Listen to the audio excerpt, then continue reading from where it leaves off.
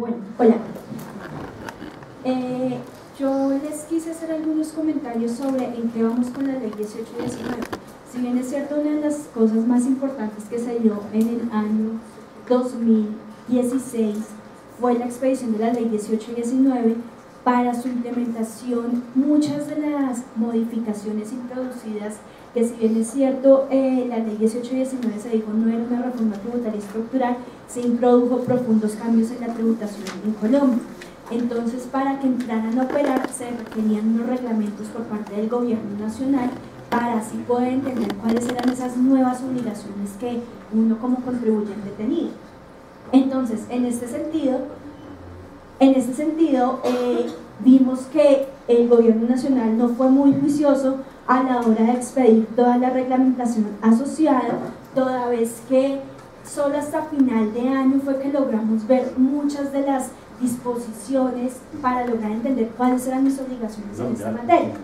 De esta forma, si bien es cierto, en más o menos a mitad de año se conocieron muchos de los proyectos de reglamentación, solo hasta el último mes, hasta diciembre, conocimos el fuerte de la reglamentación de esta norma. Podemos ver, el primer decreto que se dio fue el decreto 738, que como se explicó Sandra, reglamentó todo el tema del monotributo. Esto pasó más o menos en junio del año 2016, es decir, 6 meses después de la expedición de la ley. Y el último decreto lo vimos el 29 de diciembre.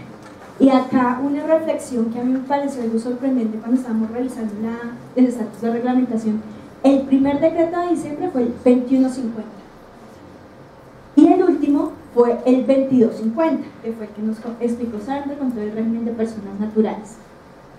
Entonces, en un solo mes me expidieron 100 decretos con el fin de, fueron de diferentes áreas, pero en un solo mes me expidieron 100 decretos para yo lograr poder entender qué era lo que debía hacer. Entonces, pues algo como deshonesto de parte del gobierno ponerme el último mes a decir las condiciones para que yo pueda cumplir mis obligaciones.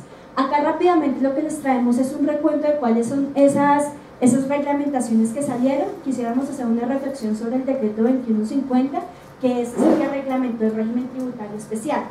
Ese fue uno de los cambios más fuertes que trajo la reforma tributaria, porque inicialmente todos los que pertenecían al régimen tributario especial, simplemente por el hecho de ser una entidad sin ánimo de lucro, ya se entendían incorporados en este régimen. Sin embargo, con la ley lo que se dijo es no cualquiera, sino tienen que solicitar una calificación previa siempre y cuando usted desarrolle una actividad meritoria, y ese listado de actividades meritorias me lo trajo la ley. Entonces, en virtud de esto, este régimen tributario especial quedó reglamentado. Este fue uno de los cambios más bruscos que trajo. Es un decreto muy denso que tiene unas normas de transición, y solo de lo que nos compete dos reflexiones. Una, en materia de retenciones en la fuente. Hubo una gran discusión de qué era lo que yo debía someter a retención en la fuente, toda vez que antes de la expedición de este decreto, los pagos que yo hacía a una persona que pertenecía al régimen tributario especial no eran sometidos a retención en la fuente. Lo único que se encontraba sometido era los rendimientos financieros. Entonces, y como pasamos de un régimen donde era automático que pertenecían a un régimen en el cual yo tengo que solicitar calificación, entonces ¿qué pasaba si yo hago un pago a estos? Yo como agente de retención, ¿debo o no debo practicarle retención? Entonces acá ya me está aclarando, ojo, para aquellas actividades meritorias usted no debe practicar retenciones en la fuente. ¿Y cómo van a probar esto? Es con la exhibición del RUT, y en ese RUT usted va a tener que verificar que la entidad a la que le está haciendo el pago está calificada dentro del régimen tributario especial. La otra aclaración que me hizo es, para los rendimientos financieros, sí, todavía sigue vigente la tarifa, sigue vigente la obligación de practicar la retención en la fuente, solo que me establece una tarifa del 0%, es decir, en la práctica no tiene. Sin embargo, pues acá lo que está haciendo el gobierno nacional es reservándose esa potestad que tiene de fijar las tarifas de retención para que en cualquier momento las impongan. acá cuando estaban haciendo la explicación de esto es, ojo, es que no queremos generar saldos a favor en este tipo de entidades, lo que va a generar un desgaste después para que los soliciten en devolución. Y el otro tema relevante para contribuyentes que no hacen parte del régimen tributario especial es las donaciones que yo le hago. Estas donaciones en el régimen anterior teníamos que esto constituía una deducción del impuesto de renta que se encontraba limitada al 30% de la renta líquida. Ya con los cambios de la ley 18 y 19, las donaciones que se hagan al régimen tributario especial, y acá vale la pena hacer una aclaración, solo lo que se está reglamentando acá son las entidades que pertenecen al artículo que se encuentran listadas en el artículo 19-1, que no son todas, porque si vemos el artículo 19, ahí me dice diferentes tipos de contribuyentes. En este 19-1 me dice aquellas fundaciones, corporaciones o entidades que se dediquen al ejercicio de alguna actividad meritoria. Para estas, las donaciones que yo haga se convirtieron en un descuento tributario equivalente al 25% de esta donación y que yo voy a poder tomar directamente como un crédito tributario en mi declaración de renta. Entonces, para la procedencia de estas deducciones, de estos descuentos, este decreto me está diciendo, ojo que usted se lo tiene que certificar, no solo el contador como antes lo hacía o el revisor fiscal, sino también me lo tiene que certificar el representante legal. ¿Y cuándo me lo tiene que hacer? Dentro del mes siguiente a la culminación del año grabado. Entonces, si yo el año pasado hice alguna donación, en enero de este año me deben haber expedido esta certificación para yo poderla tomar dentro de mi declaración de renta. Bueno, reglamentaron el monotributo, reglamentaron con el decreto 2920, reglamentaron la exclusión de IVA en San Andrés y zonas de frontera. Acá hicieron un decreto de los dispositivos móviles para la extensión de los impuestos del tope de las 50 VTs para abajo, que no me generan el IVA. Acá hay un concepto interesante y es que el valor para medir la exclusión de las 50 VTs era el valor fijado en la importación. Entonces acá lo que me está diciendo este concepto es que había duda, ¿qué pasa si en la importación son 50 VTs pero en la comercialización yo le coloco un mayor valor? Hay doctrina de la DIAN donde me acepta que la exclusión opera en la medida en que en la importación tenga ese valor. Si ya en el proceso de comercialización se aumenta, me conserva la exclusión. Eso es algo bien importante. El otro tema es algo de exclusión de sistemas de control y monitoreo del programa medioambiental. Otros temas fue el impuesto al consumo de tabaco, obras por impuestos. Este es un tema bastante novedoso que me trajo la ley, y es que yo puedo pagar los impuestos determinados a través de obras de infraestructura que en determinadas zonas que me determina el gobierno. Entonces esto ya quedó reglamentado, incluso una de las exenciones para no pagar el anticipo cuando ya era gran contribuyente era que tuviera estas obras por impuestos. Sin embargo, esto queda sujeto a una situación bien especial, y es que tiene que ser aprobada por el gobierno. Entonces, en la medida que yo hago una obra y esa no sea aprobada, puede estar incluyendo en un no pago de impuestos que trae como consecuencia la generación de intereses, y en esta medida esa obra por impuestos, si me la desconocen, lo que me va a generar es un problema a la hora en que yo esté generando el pago de mis obligaciones tributarias. Me trajo la regulación del IVA en los contratos de construcción e interventoría, el ya muy debatido decreto 1998, que ya todos tenemos claro, o por lo menos eso esperamos, por lo menos ya sabemos que existe.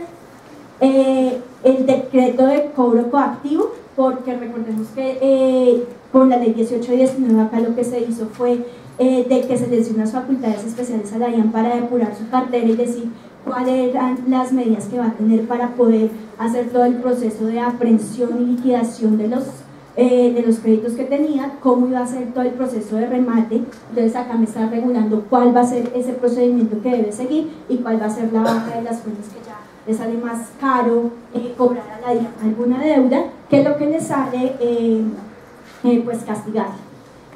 Acá una exención de transporte fluvial, el decreto de precios de transferencia. Acá en materia de precios de transferencia hizo una aclaración muy importante, como nos comentaba Alexandra, y fue la unificación de los topes para efectos de determinar los obligados. Entonces acá me dijo las operaciones que de forma acumulada superen los 45.000 UITs van a ser las que van a estar sometidas a documentación.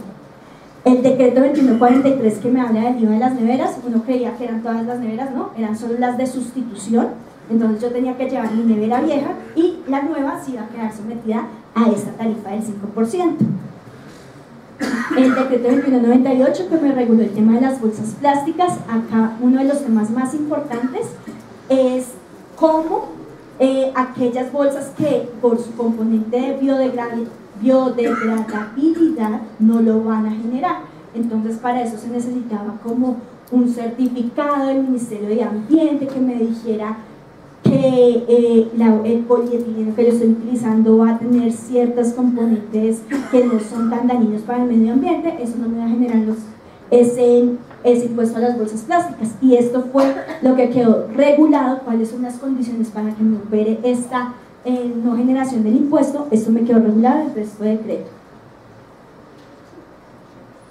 Acá otra de las cosas, por el trámite de la ley, esta ley vino con muchos errores. Con este decreto se corrigieron muchos de esos errores.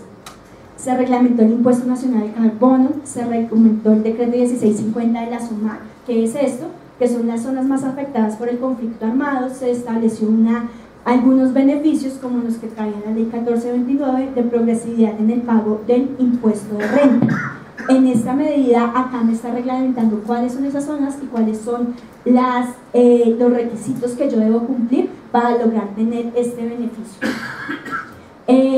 Hubieron 2 decretos con el fin de reglamentar todo el tema de las amnistías y la terminación con mutuo acuerdo, para dar por terminados el tema de los procesos administrativos, o que yo estuviera tanto en sede administrativa, es decir, peleando directamente con la DIAN, o que estuviera en algún juzgado para que fueran sometidos a conciliación.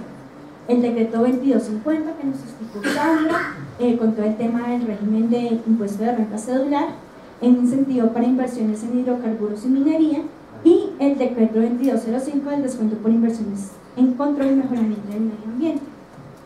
Como vieron, acá fueron más o menos 25 decretos. Cuando se hablaba de la ley 1819 se decía que se necesitaban más o menos 100 decretos para que ésta entrara a operar de forma eficiente en el sistema tributario. Es decir, a pesar de que podemos ver de que esto fue una avalancha de reglamentaciones, todavía hace falta muchas cosas por reglamentar. Y acá valga la pena hacer algún comentario, por ejemplo, respecto a la cartera.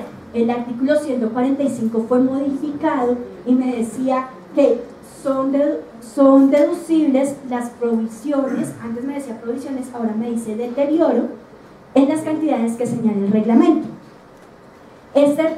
A la fecha no se ha expedido ningún decreto que me reglamente cuál sería ese deterioro para efectos fiscales que me podría tomar como deducción. Sin embargo, acá, ¿cuál ha sido la aproximación a ese tema? Si uno se pone a analizar en los 2 artículos, el 145 antes de la ley 1819 y el 145 con la reforma, la única cambio que hay es la palabra provisión por deterioro, es decir, un cambio de lenguaje. En este sentido, uno no podría decir que la norma, el reglamento anterior, el que se estableció en el año 75, no está vigente, y es el que consagra las provisiones, provisión general individual y los porcentajes en 5, 10 y 15 o 33 dependiendo del tipo de provisión. Entonces, bajo nuestra interpretación, esta deducción por provisión de cartera sigue vigente, y aunque no se haya expedido el reglamento, sí yo puedo tomarla dentro de mi declaración de renta, siempre y cuando respete esos topes máximos exigidos por la ley. Entonces, porque la otra interpretación que llegó a pensarse es, el 145 me exige que se expida un reglamento. Sin embargo, al no hacerse reglamentado, yo no lo puedo tomar como una deducción dentro de mi declaración de renta. Entonces eso sería algo nugatorio en los derechos de los contribuyentes, porque esas carteras sí pagaron impuesto de renta. Ahora, y el desconocer que eso ya estaba reglamentado, sería desconocer una deducción para cada uno de los contribuyentes. Otros temas que faltaron por reglamentar y que se esperaba que se hiciera, el tema, por ejemplo, ayer estuvimos viendo propiedad, planta y equipo y vimos unas cuotas de depreciación, pero si uno leía la norma y me decía en las cantidades que señala el reglamento, solo que si no lo reglamenta el gobierno, esas van a ser los topes. ¿Qué significa eso? Que en cualquier momento el gobierno nacional puede expedir el reglamento con estos topes máximos de depreciación sin que sean iguales a los que me dejó establecida la ley. Y si uno se pone a analizar cómo fue el tránsito de la ley, inicialmente no estaban estos topes. Lo que se dijo fue, el gobierno nacional, yo confío en usted, pero en caso de que no lo haga, mientras tanto apliquemos esto. Y un año después estamos en ese mientras tanto. Otros impuestos nuevos no han sido regulados.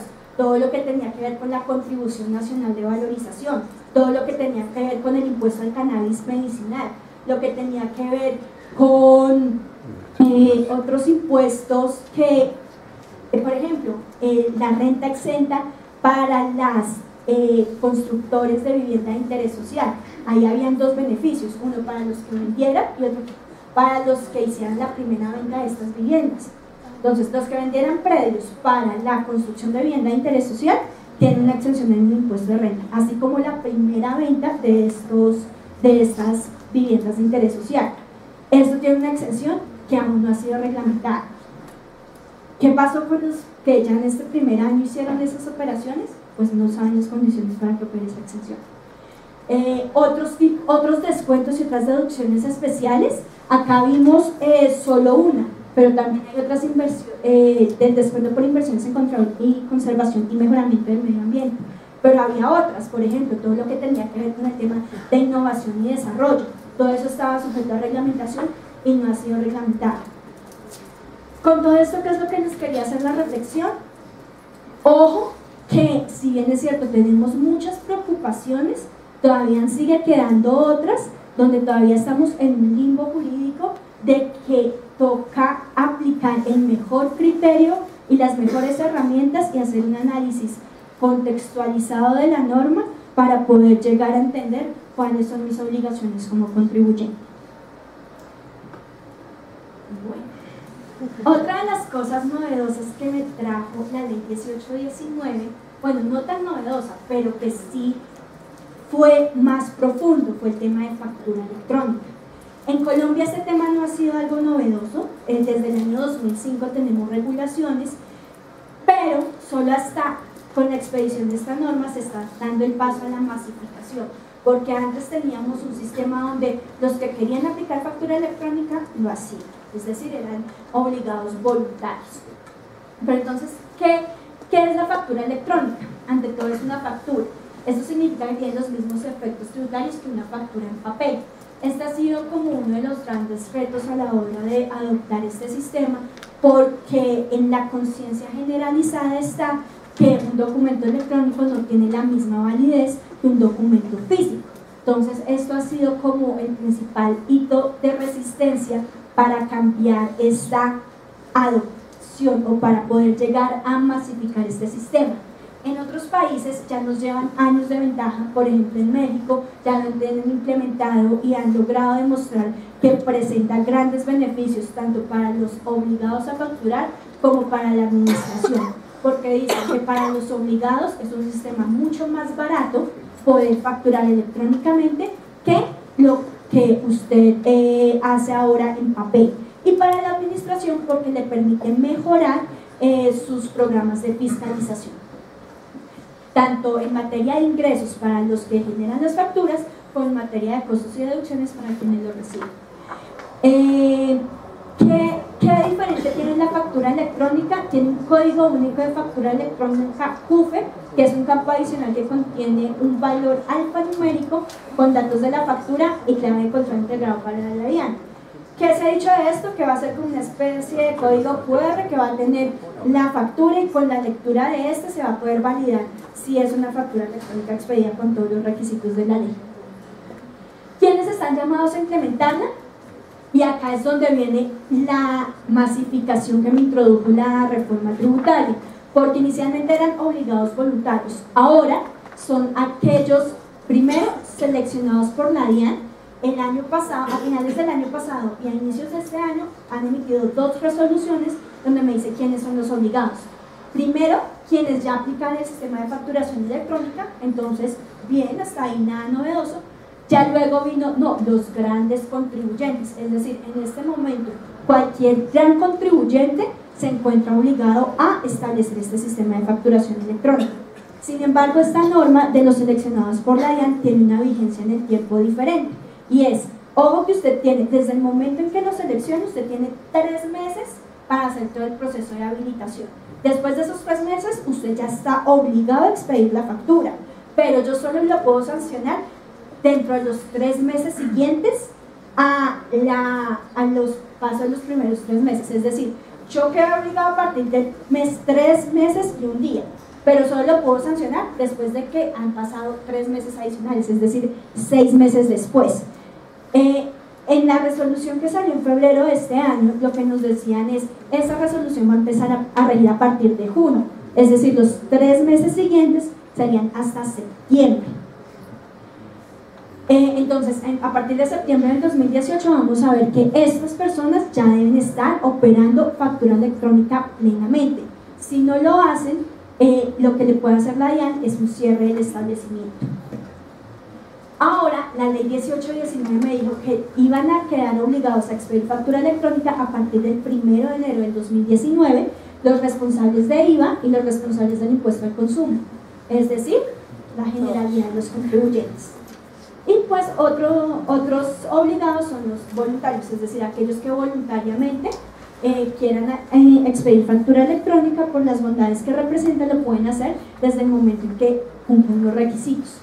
Entonces, ¿qué es lo que yo debo hacer para poder facturar electrónicamente? Debo seguir un procedimiento de habilitación ante la DIAN y un tema técnico que es la migración de las soluciones tecnológicas. Principalmente es diseñar, construir y adquirir todo lo que sea necesario para que pueda entrar a operar el sistema de facturación electrónica. Y acá es donde quisiera hacer mi reflexión. El tema de habilitación a la DIAN, tanto fiscal como técnico, en la práctica se ha dicho que se está demorando más o menos entre 6 y 9 meses. Si vemos la fecha en que estamos hoy, ya estamos muy próximos para que tenga que cumplir esta obligación. Y si técnicamente me estoy demorando entre 6 y 9 meses para poder estar en condiciones de poder ejercer esta obligación, desde este momento ya debería hacer todos los procesos de debida diligencia para dar un adecuado cumplimiento a esta obligación. Entonces, ¿quiénes participan en factura electrónica? Los obligados a facturar, los adquirentes y los proveedores tecnológicos. El tema en la factura electrónica es que todo esto se hace a través de medios electrónicos por un formato XML donde todos van a estar reportando a la DIAN, tanto los obligados a facturar, los adquirentes como los proveedores tecnológicos. Entonces, tema importante en factura electrónica, ojo que ya estamos obligados y si queremos hacerlo adecuadamente ya deberíamos estar tomando las herramientas necesarias para averiguar cuál es la solución que más me funciona a mí como contribuyente. Acá simplemente queríamos recordar algunas sanciones que fueron introducidas por la ley 1819 y quisiéramos llamar la atención por esta de la sanción de activos en el exterior. Recordemos que esto antes de la ley 1819 estaba establecida en la obligación, pero no tenía un régimen sancionatorio aplicable. Con la modificación ya me pueden sancionar hasta el 5% del patrimonio que figure en la última declaración de renta o que determine la DIAN. Por su parte, la extemporaneidad es del 1.5% por cada mes o fracción de mes sobre el valor de los activos poseídos en el exterior, si es antes del emplazamiento, o el 3% sin exceder el 25%. Acá vale la pena recordar que, por ejemplo, activos en el exterior no son solo cuentas en el extranjero, bienes poseídos en el exterior, sino, por ejemplo, aquellas carteras que se me generan a mí, donde mi deudor es alguien que está fuera del país, como está en un país diferente a Colombia y los activos se entienden poseídos donde se encuentra el deudor. Todas estas carteras son objeto, todas esas carteras de clientes del exterior son objeto de esta declaración. Y como ven, es una sanción bastante onerosa. 1.5% del valor bruto del activo es bastante oneroso porque es por cada mes o fracción de mes. Y normalmente esta declaración se debe presentar junto con la declaración de renta.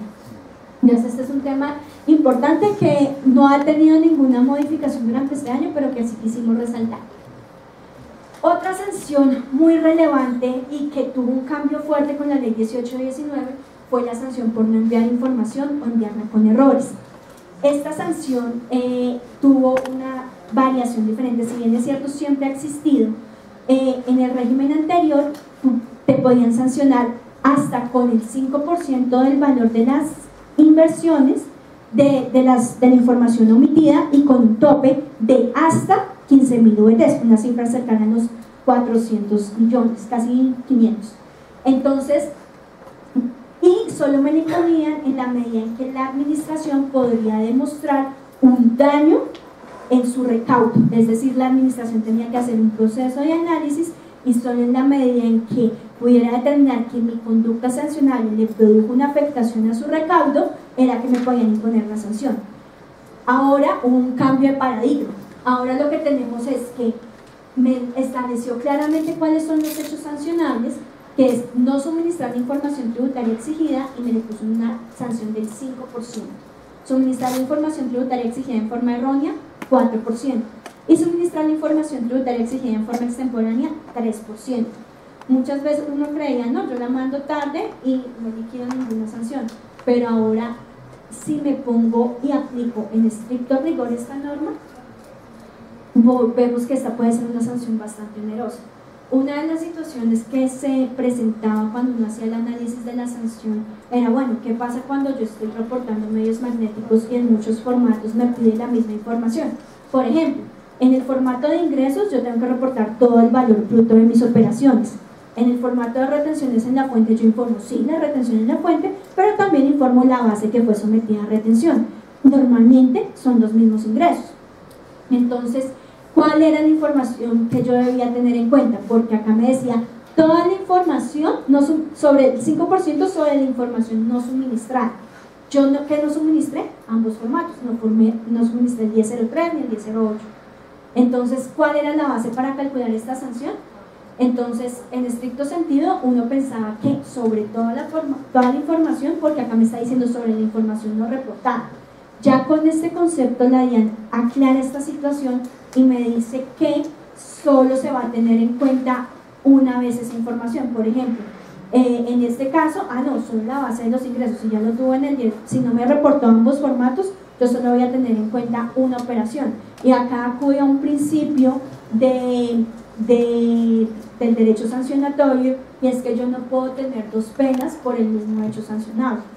Entonces es como una garantía procesal, una garantía para los administrados que se esté aclarando esta posición, porque en estricto sentido no podría pensar que aplicaba sobre todos los formatos no informados. Otro tema importante es el concepto unificado en materia de procedimiento sancionatorio, y acá tiene muchas situaciones importantes, y es lo que tiene que ver con el artículo 640, que me consagró unos principios para imponer unas menores sanciones. Acá lo que me hizo fue, voy a determinar una reducción de sanciones en la medida en que usted sea un contribuyente cumplido. Entonces acá en este concepto unificado me aclara cuáles son esas condiciones para hacerlo. Y aunque trata de muchos temas muy interesantes, acá solo quisimos resaltar dos, y es la aplicación del principio de favorabilidad, porque me decía, ¿qué pasa con hechos sancionables que yo pasaron en este año, pero respecto a obligaciones anteriores antes de la entrada en vigencia de este esquema de reducción de sanciones? Me dijo, sí aplica. Y en la acumulación de rebajas sancionatorias, por ejemplo, la sanción que veíamos, acá hay un esquema de reducción en la medida en que yo me allano. Entonces acá me decían, no, es que hubo una primera interpretación de la DIAN que me decía, no, si usted se acogió al esquema de reducción de sanciones que estaba dentro de la misma sanción, no es acumulable con la reducción de sanciones que me da en el artículo 640. Ya en este concepto unificado me dice, sí es posible, es decir, usted puede tener la reducción que está propia del tipo sancionatorio, como la que estoy aplicando en virtud del principio de este principio. Acá hay algunas que no aplican la reducción de sanciones.